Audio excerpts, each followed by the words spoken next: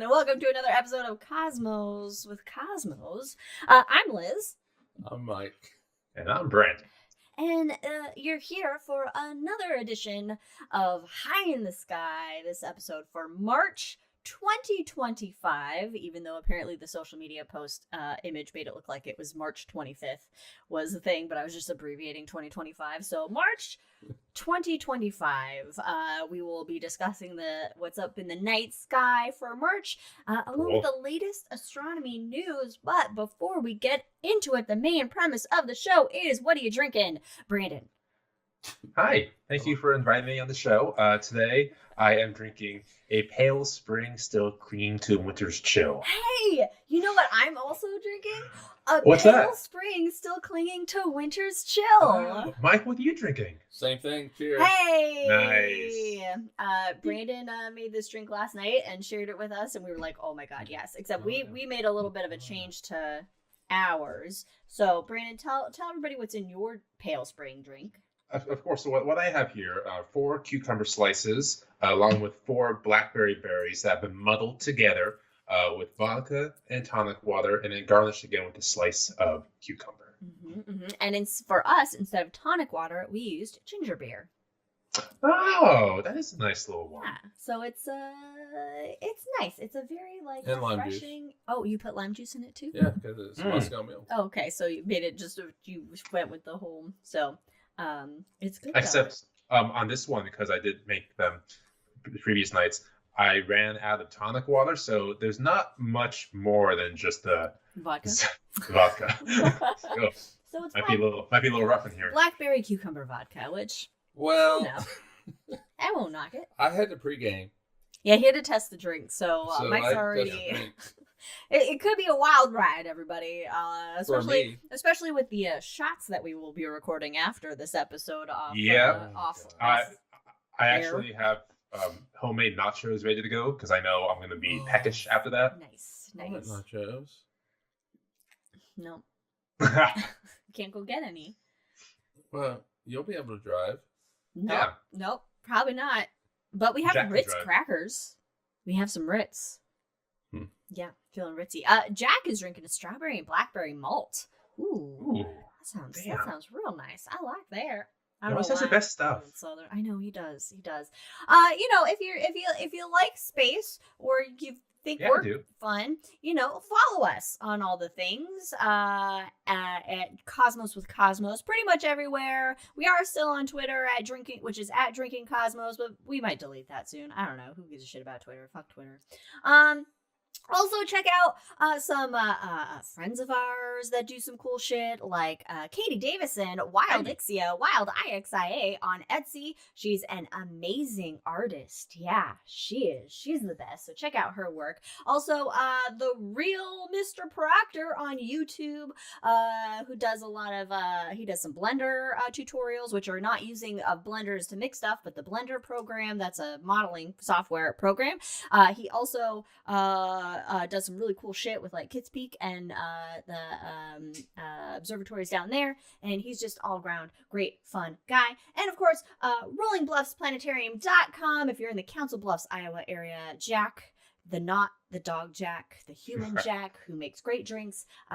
Check out his planetarium there and support him if you are in the area. So it's funny how we have to distinguish that. Jack the dog and Jack human Jack. Jack's all around. Also, every other Wednesday, check out our, shots of astronomy down your gullet called The Shot. I think we just had new one come out, or it's about to come out. No, I think it's about to come. I don't know. Anyway, check it out. Talk to our producer. Look at the thing. All I know is we're recording it later. Well, yeah, some new ones that'll be after the latest batch that are coming out.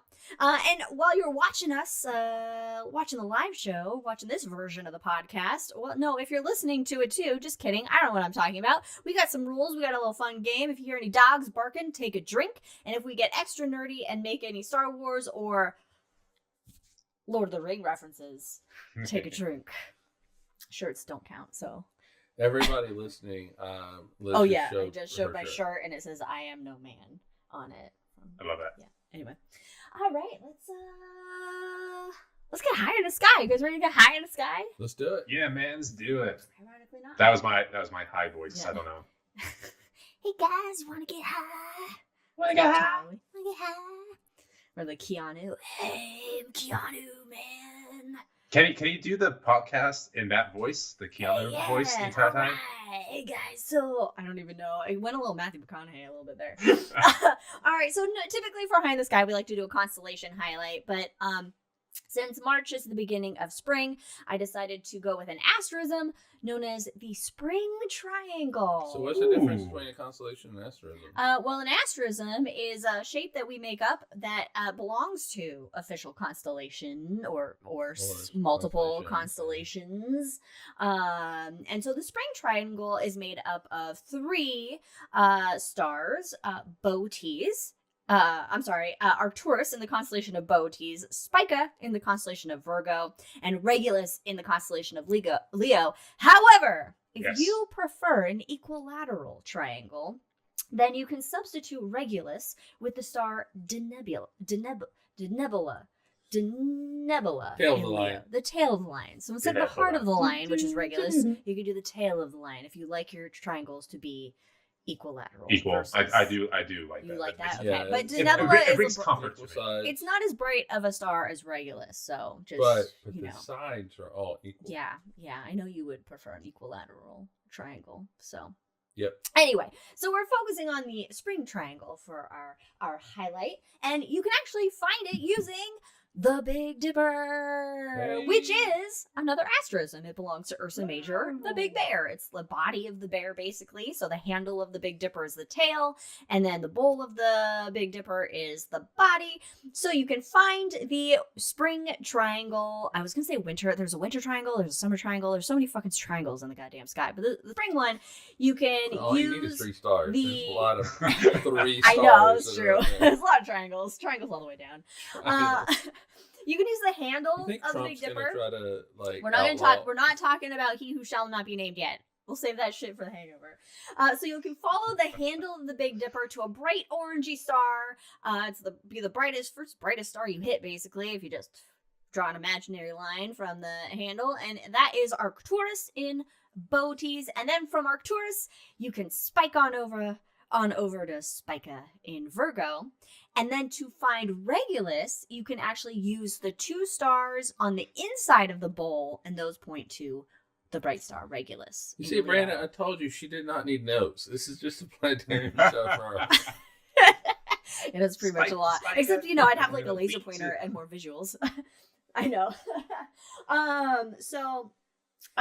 Let's talk a little bit about Arcturus. I don't know why I called it Bootes in the notes, but I meant to say Arcturus. You have Arcturus right there. Oh, no, okay. My bullet point header was Bootes and not Arcturus. But Arcturus is 37 light years away, and it is about 6 to 8.5 billion years old. For reference, our sun is 4.5 billion years old. So it's a little bit older. It's a red giant, so it's off the main sequence of stars. It's heading towards the end of its life, you should say. You can say. It is 26 times larger than our sun, but only 1.1 times the mass of our sun. Okay. Yeah, that's because it's mostly fluffy now, because those outer layers have expanded out, so it's not hot clouds. It's big not hot clouds. Yeah, big hot clouds, fluffy little clouds, fluffy little star clouds, fluffy little death clouds. Fluffy little death clouds. Now Arcturus, interesting. I don't know if I knew this before, or I just totally forgot, but it possibly formed outside of the Milky Way. It's not it's not actually located in the plane of our galaxy, which would signal it formed with the rest of the stuff in the galaxy, but actually crosses the plane of our galaxy.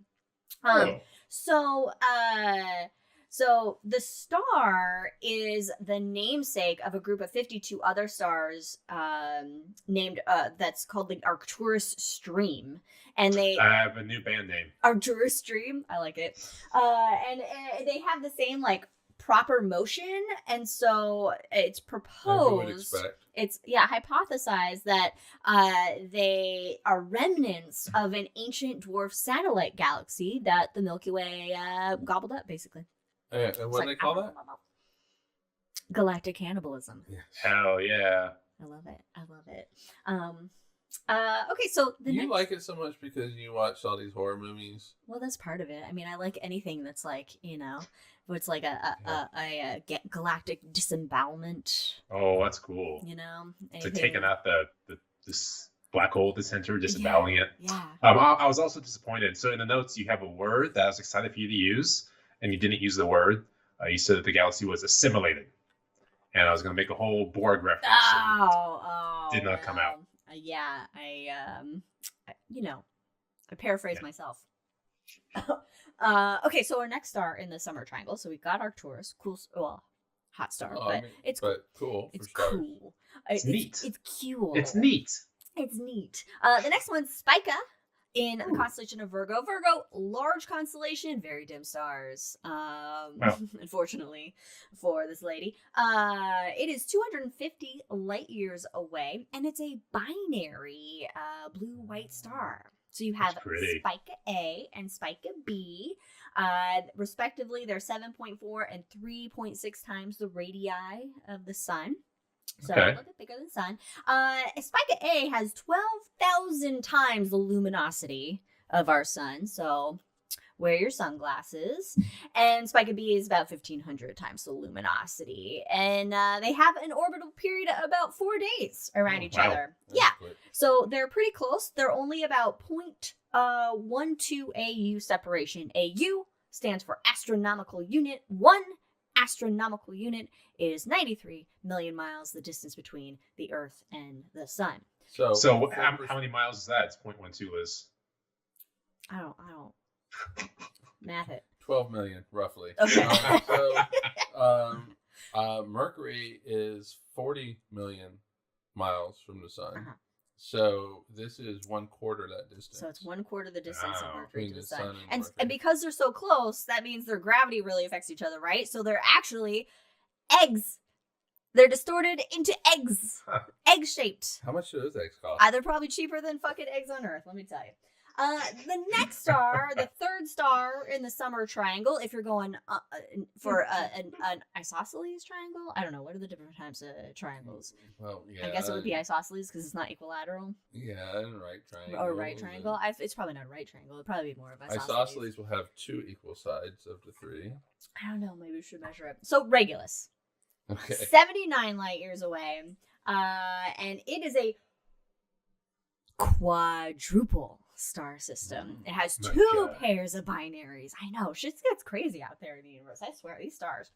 So you have Regulus A and Regulus D, because why go in alphabetical order? A and D. A is a bright blue star, and D is a white dwarf star. Although unconfirmed, actually, it's unconfirmed. But given its properties, it's most likely a white dwarf star. It's about. That's why it's a D. That's why it's a D. They go in order of discovery, right? Yeah, probably. Yeah.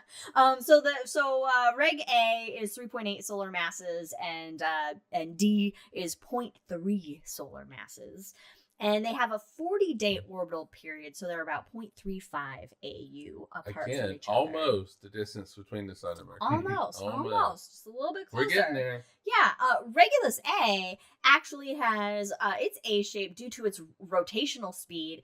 It has a rotation of 16 hours, and it rotates at 700,000 miles per hour. So it's just fast. And an interesting neat fact that I found, if it rotated 10% faster, it would actually rip itself apart.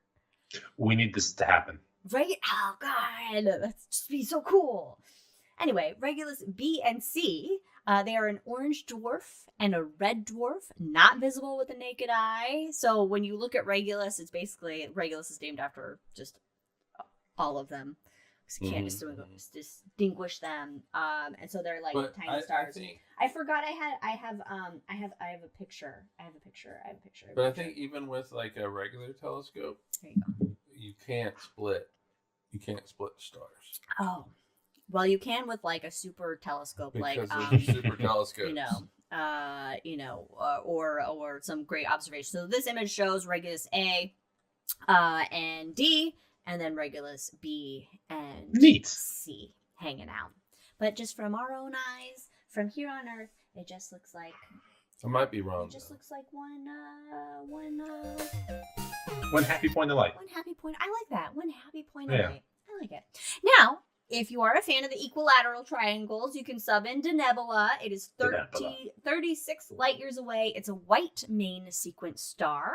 The sun is a main sequence star as well. It is 2 times the size and mass of our sun, and it's a variable star. So that means its brightness fluctuates, and it changes at about 10 times per day. And its magnitude fluctuates. If you're all nerdy and know what magnitudes are, it fluctuates in magnitude around 0.025. I mean, 10 times. That's fast. Boop. That's really fast. So yeah, it's happening. It's happening. So those are the 3 stars that belong to the summer triangle. Now, spring triangle. Spring triangle, whatever. God, I don't even know where I'm at. The spring triangle. Of course, there's more out there in the spring triangle. We got some deep space objects out there, such as M87. Now, M87 may sound a bit familiar to you, but we'll get to that. It is a supergiant elliptical galaxy. Never heard of it. Telescope visibility.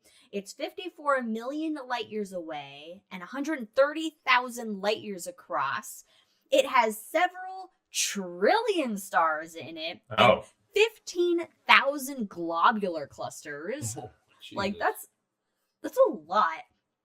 Just for reference, our Milky Way has 200 billion stars. Yeah, and our Milky Way is 100,000 light years across. Yes. So it's much smaller. Here is M87, and this shows a jet stream coming from the center of it. And everybody, what could possibly be in the center of this giant ass galaxy? Is it a second smaller galaxy inside the big galaxy? A supermassive black hole. And M87 is famous because it has its black hole was the first ever image of a black hole ever captured by the Event Horizon telescope. Looks like a little belly button. I guess it does. I mean, I've never just a disembodied belly button. Yeah. Floating Well, we disemboweled things earlier.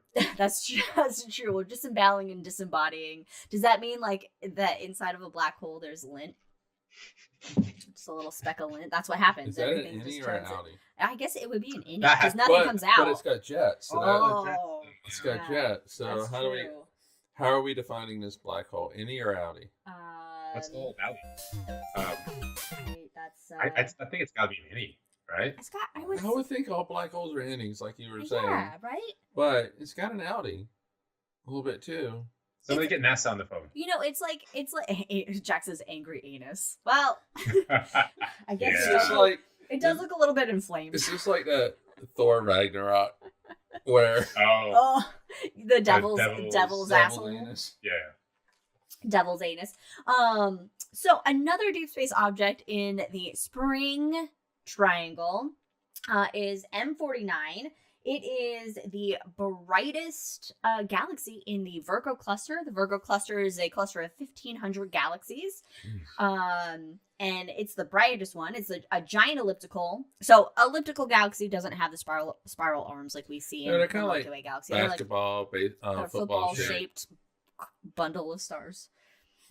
And other shit that's in there. 3 types of galaxies: elliptical, spiral. And irregular. I couldn't think of spiral for a second. And irregular. What is the one our Milky Way is? Cool. Barred spiral. That's true, barred spiral. And then we'll split that up. M49 is 157,000 light years across and has 200 billion stars. Now, also in the spring triangle are these twin galaxies, NGC 4567 and NGC 4568. Now, they're called the Siamese twin galaxies, but I don't know if that's okay to say anymore. I'm gonna say no. We're just gonna call them the twin galaxies. You're gonna get us canceled. I know. These are unbarred spiral galaxies that are in the process of colliding together. Here is an image of them. Oh, so this is what it's like when worlds collide. Exactly. And this is what if somebody's looking far away at our galaxy, then they're going to eventually see the Andromeda Galaxy at our galaxy. Oh, that's true. You know, that's true. Coming together like this. Come together. Anyway. In a billion years. It's 52 million light years away, and the cores of these galaxies are only separated by 20,000 light years. Ooh, so they're getting close. They're getting close together in there. Now, okay, so the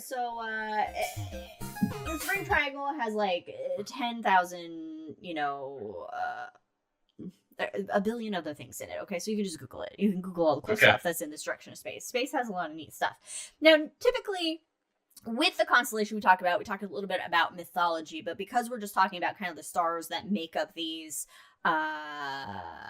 this asterism, so to speak, I'm just going to kind of say what the names are. So Arcturus is ancient Greek for guardian of the bear. Bootes, the constellation it is a part of, is known as the bear herder, because it herds the big and little bears around the northern part of the sky. Which, you know, is common in ancient Greece. Common. We had a lot of bear Got herders. a lot of bear We herders. have them here in Oak Ridge. Yeah. Just walking around. We may one day become bear herders. You never know. You never know. Oh, that's fun. You know. I would like that job. I would not. I'll let you have it. Spica is Latin. Spica Virginis, because it's in the constellation of Virgo, which is depicted as a young maiden holding a stalk of grain. Farmers only. Or wheat. Yeah. Regulus is Latin for little king. Oh, little king. They got a little Regulus right here in the element. It's in the Lion King, the lion constellation, Leo the lion. It's the heart of the lion. And Denebula is Arabic, Deneb el Assad, which means tail of the lion. Very nicely said. Thank you. Yeah. There you go. So we have a royal star and then we have a tail of a lion. We've got the royal one and the tail. You know, both parts of the lion. Hey Liz, where are the planets? Well, let's talk about the rest of the sky, because there's more than just constellations and cool shit you can find with telescopes and your eyeballs up there. There's also some planets. Hell yeah. So the planets in March that will be up are Mercury. You need to have not a lot on your horizon. It sits pretty close to the sun, as we've said ad nauseum whenever we talk about Mercury. But March 8th will be its greatest elongation, so its greatest kind of distance from said sun in our perspective in the sky. So it'll, in the beginning of March, it'll be more visible, but by mid-March, it'll kind of be lost from view.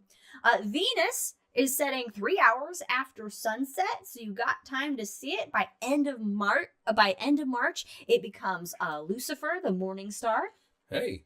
There you go. That's the joke Nice. I threw in, decided on. And on March 1st, actually, there will be a crescent moon, and to the upper right of that crescent moon, you'll find Venus. Let See, me know when it Brandon, happens. Yeah. We can look for that from the plane. We'll do our best. Actually, we're traveling mostly during the day, so I don't think we'll have great. Well, Yes. we have to. Anyway, we'll talk about that later. Yeah. Okay. You Okay. guys. Yeah. Mars is visible all night. In March, and Jupes, it's there, Droopy Droops. and it's not square because Okay. it's spherical. I guess you can say those planets are really marching across the sky Yeah. this month. Hey. There Hey. you go. There it is. Some celestial events coming up in March. We have, this isn't really like a celestial event. This is a dumb human one, but March 9th is daylight savings For here Already? in America. in America. This is for the In US. America for most states, but not all states. But And most I have states. lived in every place that doesn't change the clocks. Really? What else doesn't change the clocks other than Indiana, Arizona? parts of Indiana. Oh, parts of Uh, Indiana. parts. That's just Of fucked course, up. Arizona Yeah. and Hawaii. Oh, Hawaii doesn't do it either? Nope. God. They make sense. Yeah, I would prefer not to do it. March 9th through 12th, Mercury and Venus get a little close. 15 Ooh. minutes after sunset. You can find them getting near each other. On March 12th, they will have only a 5.6 degree separation in the sky. So for those of you at home, that's Close. a fist. I can never remember what a fist is, and every time I'm told what it is, and I can never remember. Is it 10 degrees or 5 degrees? Isn't it this? Is it that? You do the, Is it a like- hang loose? Well, They hang it's loose full. in It's the a sky? full hand thing. I don't know if that's 5 or 15. Oh, a fist. There you go. Jack says it's a fist. So We're really good at astronomy, guys. we're great. We know what we're doing. So they'll basically be a fist apart in the sky. We'll save the jokes on that one. March 14th. is the full moon, and not only is there a full moon, but there is a total lunar eclipse. Ooh. Oh, Yeah, visible from North America. Hey. So we get to see it basically in the media, in the news. You'll probably hear the term blood moon thrown around because in a lunar eclipse, the moon doesn't just like go black or anything.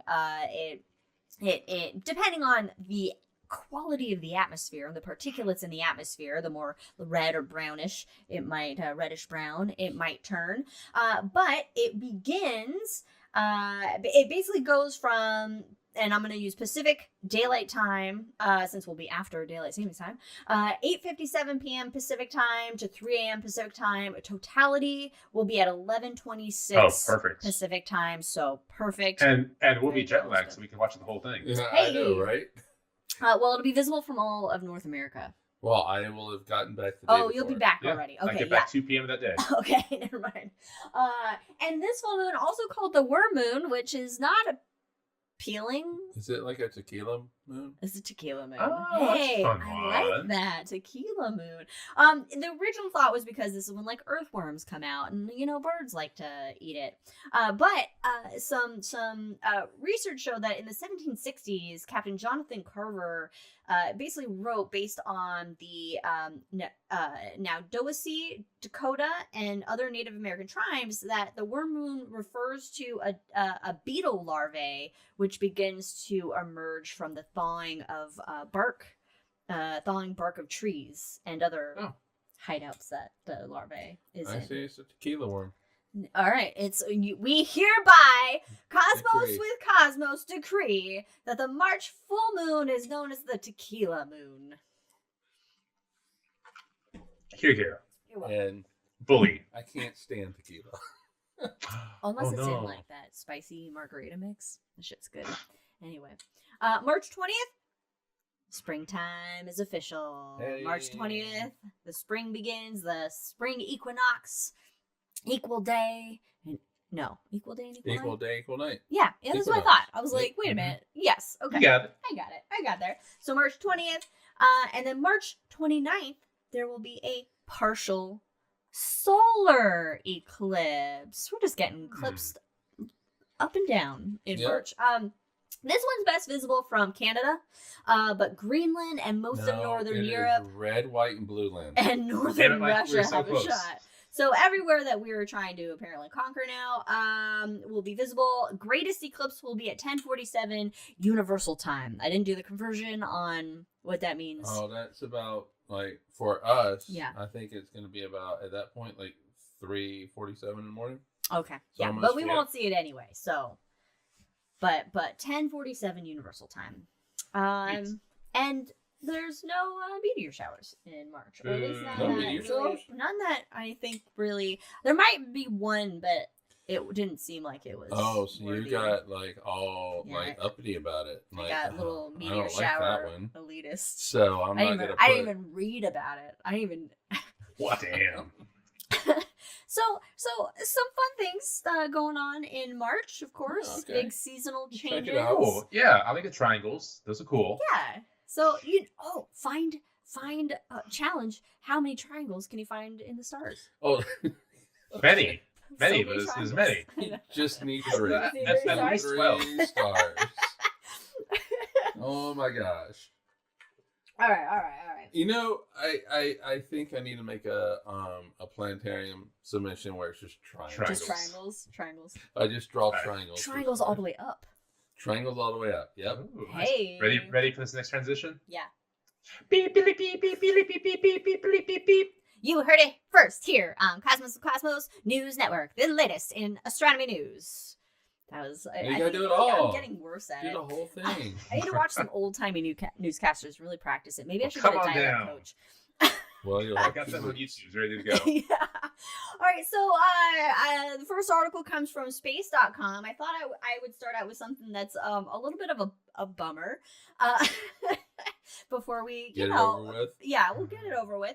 But 20 years of satellite data reveal staggering levels of glaciers melting and sea levels rising. Huh? Who would have thought this would happen? Said a Oh, what scientist booze. since like the 1960s. 1870s. So every centimeter, this is a quote from the article, and I forgot to write who said it, but every centimeter of sea level rise exposes another 2 million people to annual flooding somewhere on our planet. And to me, that is staggering. That's a lot. Well, it is staggering levels of glacial melting and sea level. Yeah, but a centimeter is not a lot. It's not a lot. It's not a lot. No. So, glaciers worldwide have lost 273 billion tons of ice. That's a lot. That's a lot. Next quote. So, to put this in perspective, the 273 billion tons of ice lost annually amounts to what the entire global population consumes in 30 years, assuming 3 liters per person a day, says Michael Zemp, a glaciologist at the University of Zurich in Switzerland. So drink up, everybody. Hey! Yearly ice loss from glaciers between 2000 and 2023 show the melting has resulted in nearly 2 centimeter rise in global sea levels. And this varies through regions, ranging from 2% melted ice in the Antarctic to 39% in Central Europe. Other places witnessed a similar trend. New Zealand lost 29%, and Western Canada and the U.S. 23%. But remember, global warming is not real. It's just all in our head. Oh, it's all made up. But just think, between now and the year 2000, 4 million people have been impacted by this. Yeah. Islands are disappearing. Bye islands. We don't want a vacation at an island anyway. Countries are having to move their population off these islands. Yeah. Florida's going to go away. I'm fine with that. That's fine. That's okay. I'm fine with Florida. That's okay. But we don't want Disney to go away, though. Well, we got LA. Yes. Or Kennedy Space Center. Or Kennedy Space Center. That's kind of an important one. We can move it. So, some alarming trends with the increase in the amount of ice that's being lost, and not good. So, cool. Hey, we got Kevin Costner, and he knows how to navigate a water world. All right. Let's do that. Okay, let's move on. All right. According to Sky and Telescope, this is from Sky and Telescope, a new study releases 4,000 supernovae observations to aid in cosmology. So the new survey contains 3,628 Type 1A supernovae. Ooh. So this is when white dwarfs go boom. Mm-hmm. Not like big stars going boom, but these are white dwarfs that accumulate material on their surface from another star, and then they get a little bit too hot, and then they go a little boomy. And so these are known as standard candles, and cosmologists can study them to basically learn and understand how fast the universe was and is currently expanding. The data release was led by Michael Rigault with the Cloud Bernard University, and the data came from the Zwicky Transient Facility. Hey! It's a wide field sky astronomical survey based out of the Palomar Observatory in California. Nice. So cool. So these Type 1A supernovae, they basically occur about every 1,000 years in a typical galaxy. So it seems like pretty sporadic. But these surveys are observing, a lot of fucking galaxies. Hundreds of thousands of galaxies. So they basically are seeing flashes at a rate of 4 per night because they're observing millions of galaxies. Mm-hmm. So they're seeing them just like boop, boop, boop. And they have 5 years of data that this survey encompasses that there are being released. So it kind of can help an opportunity to test cosmology in the nearby universe, and then also give astronomers a better understanding of like white dwarfs and how they explode and all that kind of stuff. So very, very, very cool. So what is it? It's like, but overall within the universe, it's Brandon's favorite fact. Yeah, my favorite fact. Yeah. What are we gonna do? Yeah, share it. I'm going to do the full thing, but with all the types of supernova, Type 1A as well. At that cadence, all the galaxies out there with all the stars inside of them. That means every single second, a star is exploding somewhere. Boom. Boom. Right. Boom. seed in the universe with all the elements that go into your teeth. Now, of all the things to pick. But if 99% of all stars have already been made, then we're losing stars faster than we're making them. Oh. We're already in the death spiral of the universe. Oh, well, apropos. So speaking of death spirals, God, I was hoping that this second story could be positive, but no. Brandon brings it down to the level of glaciers. Speaking of death spirals, asteroid 2024 YR4. Can't believe it's not going to hit us. Will it hit us? The sources I have for this are from Sky and Telescope and also BBC Sky at Night magazine. So this is an asteroid. You might have read about it in the news where it's like, oh my god, asteroid, it has a chance of hitting Earth, which seems to actually happen anytime there's a new asteroid discovered. It's like, asteroid has a chance to hit Earth, and then it's like, no, it doesn't. Now, this asteroid is between 40 meters and 100 meters, but likely larger than 50 meters. Why? Americanize that. Was that a dog? Was that a dog? Yep. Oh, that's a puppy bird. All right. Drink for that. Drink for Frodo. Can you Americanize the 50 meters? Why? Why would we want to do that? It's about, we'll say 150 feet. 150 feet. I think it's for my own. I can't Queen's math. All right. So, but you mentioned that we discover something, we say it's going to hit the Earth, and then we say it's not. Yeah. I think we need to say that it's because we refine its orbit. Well, yes. We study it. We go, and then we look at it and we go, oh, okay, look at it. Yeah, so the odds get bigger before they get smaller. Yeah, and so even that initial, hey, it's going to hit the Earth is usually really small. Yeah. It's like 3%, and so what they're doing is they're looking at the orbit and they're looking at the error in the orbit, and if you project that orbit out, 3% of that cone crosses the Earth, and that's how they get that 3%. Yeah. I'm saying this not for you. No. I'm saying it for everybody else. Yeah, no, thank you. Yeah, so the 3% of that cone crosses the Earth on that particular date, whatever it is, and that's how they get that percentage. Yes. So we need this is an NEO object, so it's a near Earth object, asteroids, basically.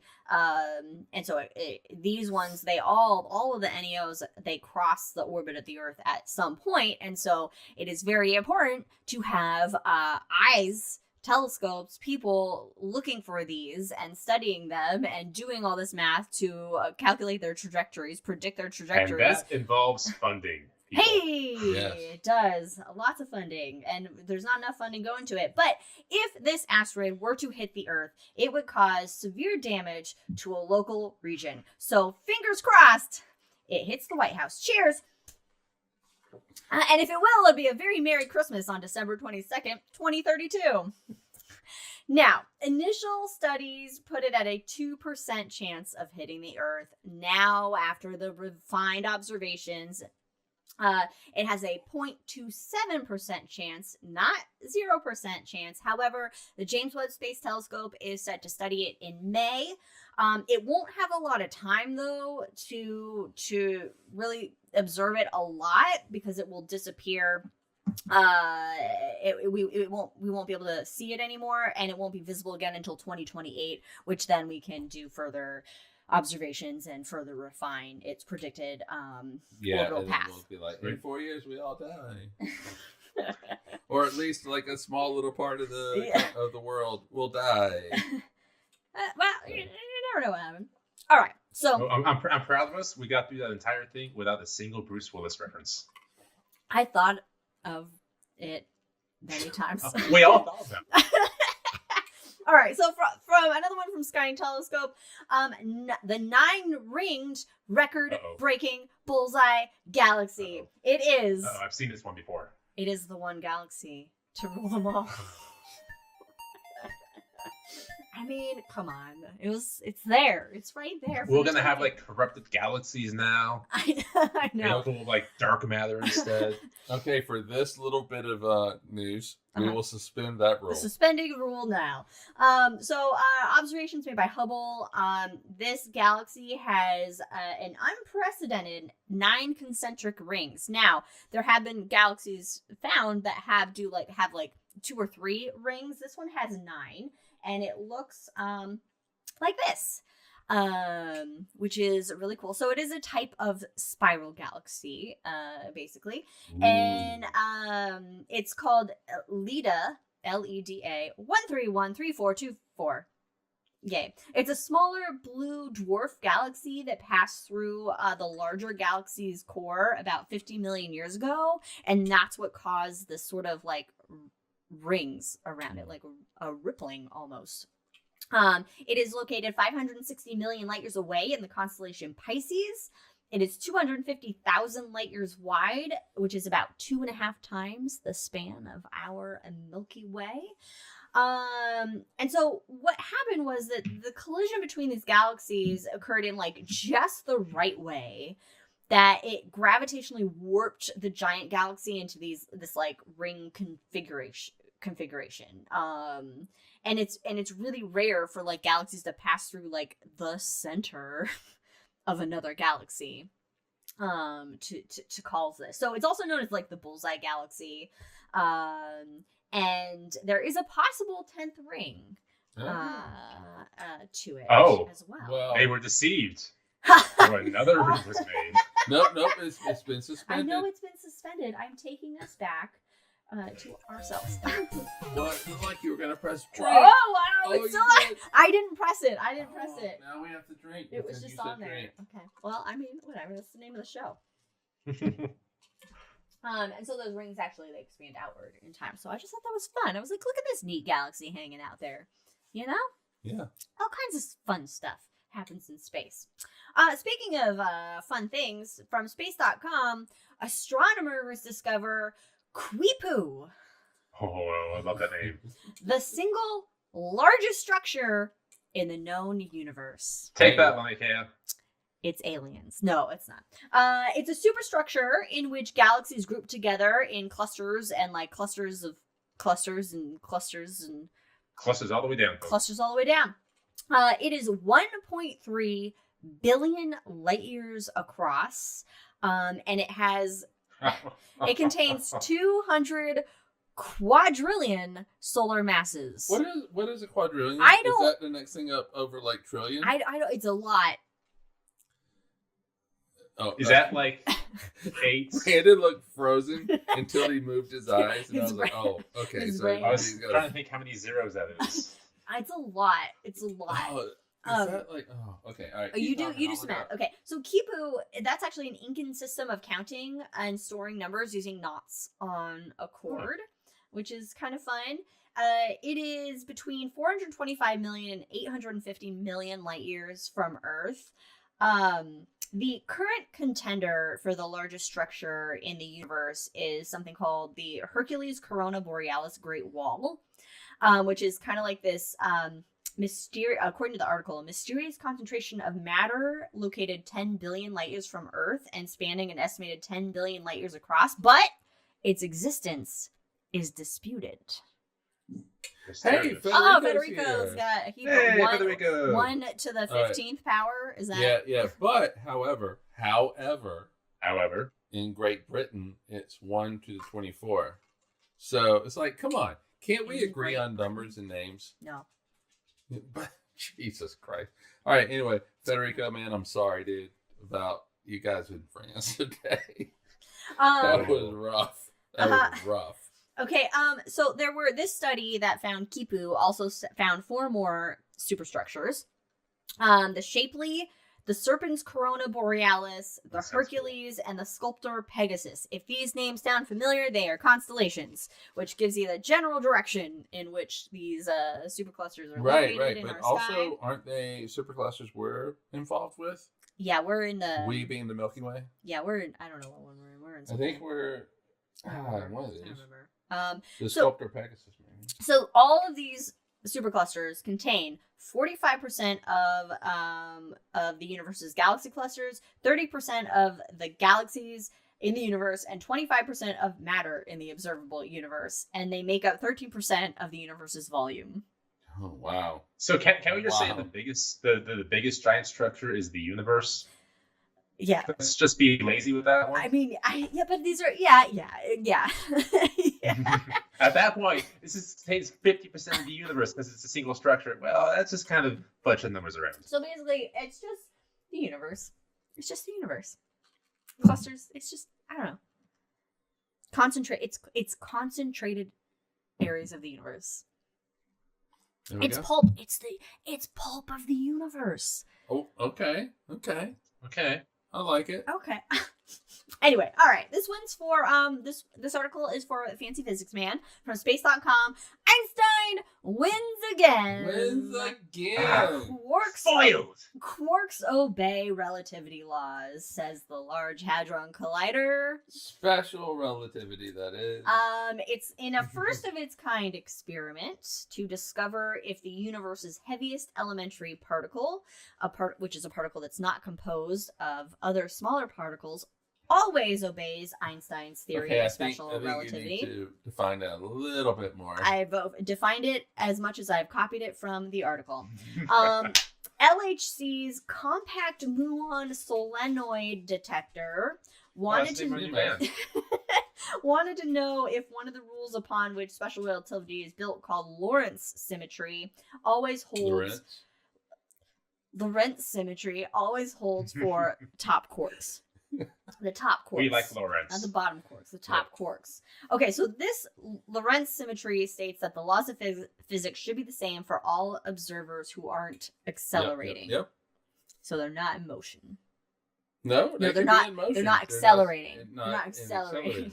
All right, this is you can see where my limited understanding is. Quarks are the particles in the standard model that bind together and comprise particles like protons and neutrons. You got crazy quarks. You got your up quarks and your down quarks and your strange quarks and your charms quarks. Thank you, Finnegan's Wake. You're welcome. Hey, thanks, Joyce. So basically, these researchers, they reason that if collisions between protons accelerated to near light speeds in the LHC, it depends on orientation. Oh God. Okay. Let's try this again. Okay. If the collisions between protons accelerated to near light speeds in the LHC depend on orientation, then the rate at which top quark pairs produced by such events should vary with time. Right. Okay. So this is very Michelson-Morley. There was an experiment, the Michelson-Morley experiment, which basically